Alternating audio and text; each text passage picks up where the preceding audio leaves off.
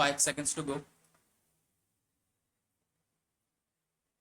Learned counsel for the respondent contended that the observation was clearly in the nature of an obiter dicta and did not lay down the correct law.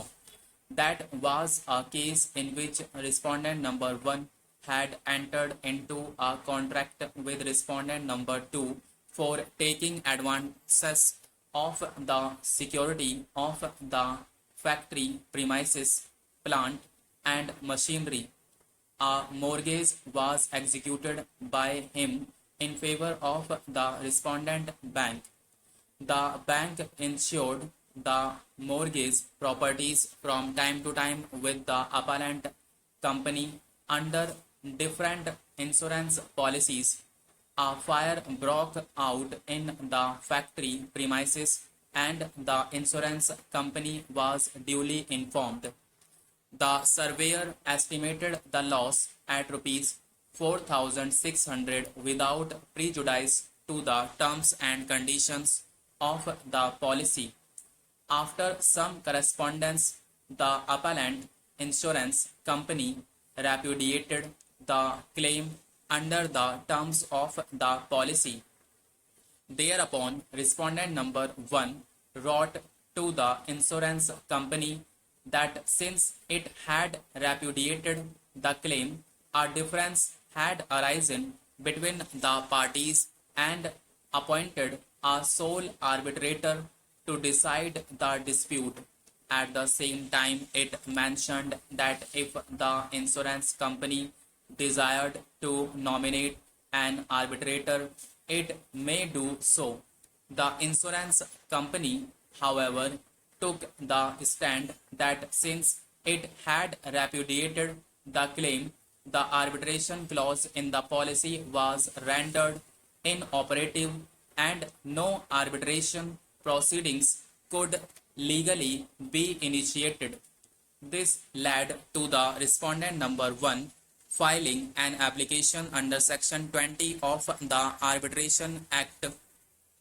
The application was contested, and since the trial court held that on the repudiation of the claim under clause 13, the dispute fell within the scope of the arbitration clause 18 but was barred by limitation in view of clause 19. A high court therefore reversed the trial court order and remanded the case for the appointment of arbitrators. The insurance company carried the matter to this court. While dealing with the submissions at the bar, this court in paragraph 8 of the judgment observed that only one point need to be decided, namely whether in view of the repudiation of the liability under clause 13, a dispute was raised which could be referred to the arbitration. It also said that incidentally reference will be made to the other question as to whether the proceedings were barred by clause 19 of the policy. This court answered the first point in the negative and hence no decision was necessary on the second point, but the court answered it only incidentally. This is also clear from the observation extracted earlier from the case law referred to above. The legal position that emerges is that an agreement which seeks to curtail the period of limitation and prescribes a shorter period than that prescribed by law would be void as offending section 28 of the Contract Act.